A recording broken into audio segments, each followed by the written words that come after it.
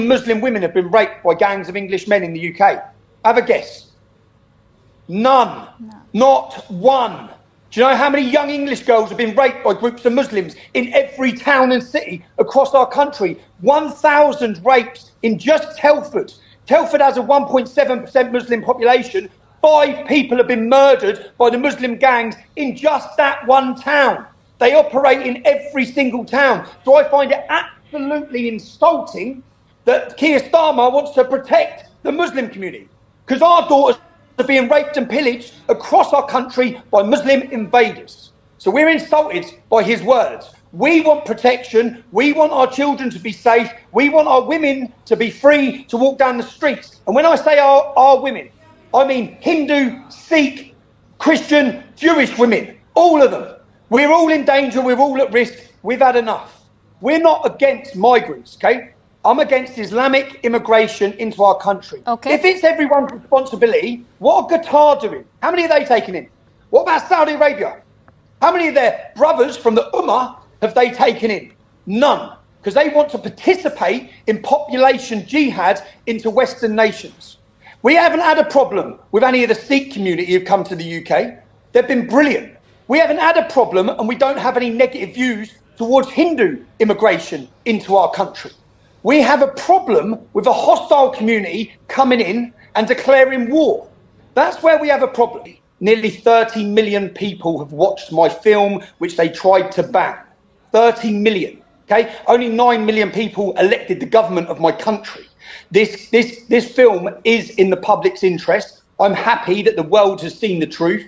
The media lie, they deceive, and they fool the public with their narrative. And I've gone and broke their lies and exposed them in a major way. I'm proud of my work as a journalist, and I stand for freedom of the press and freedom of the speech. Because if you want to speak about Islam, people want to kill you.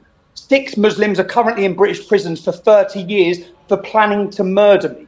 They got caught with guns, bombs, and suicide vests.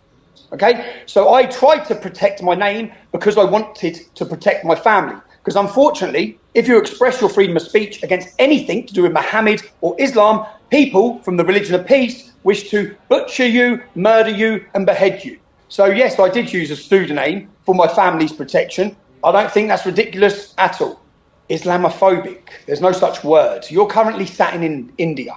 Hindus know full well of the persecution from the hands and the hostility of Islam. You know full well of the rape jihad. I think you call it love jihad, but rape jihad. We in this country have been blessed with immigrants from certain demographics which have loved and embraced this country. One of those demographics is Indians, Hindus, yeah, from India, and Sikhs. So no, I have absolute love for many minority groups that come to this country, and I wish to send them a message that we will stand with you.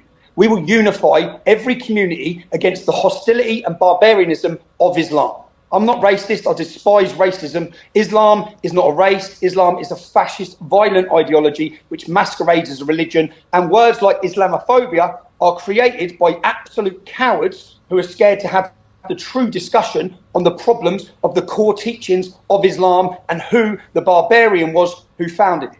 He was a rapist, he was a murderer, he pillaged, and men who wish to perfect him and believe he is the moral compass for the world will go on to pillage, rape, and murder as well. We have huge diversity in our group, huge diversity. So our movement is full of people from every background, of every race, of every religion, okay?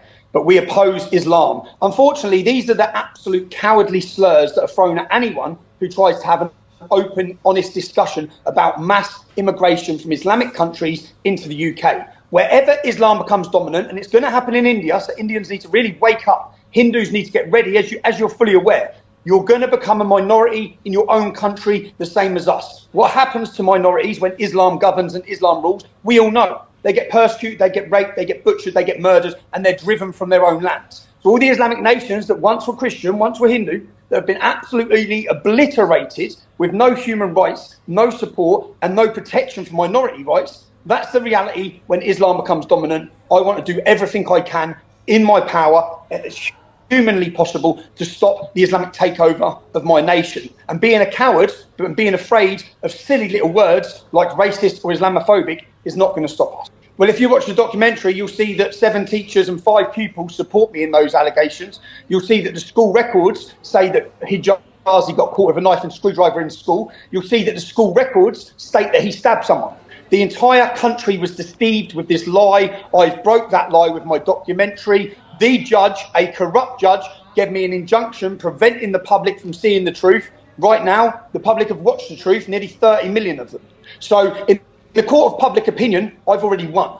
If the judiciary wish to send me to jail, which I believe they do, they want to lock me up. Once again, more people will watch the documentary, more people will watch the film. I will be remembered as the journalist who absolutely destroyed the credibility of the British judiciary. But the world will know the truth. I urge every single one of you in India, the story that I showed in my documentary, which is pinned on my Twitter page at T Robinson New Era, is far bigger than Tommy Robinson. It's about the weaponisation of the judiciary against people who go against the government's narrative. Whether that be Steve Bannon, Alex Jones was fined £1 billion. £1 billion. This is a joke.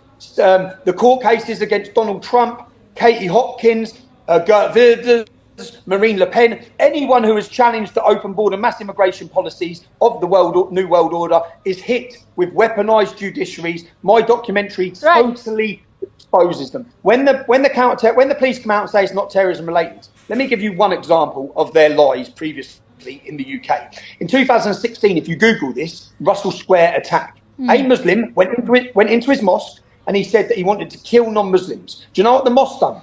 They prayed for him. They didn't report him to the police or security services. They prayed for him. Now, he left that mosque that day and he went and stabbed 7 people in Russell Square while screaming Allah Akbar. Okay, he done that and he murdered an American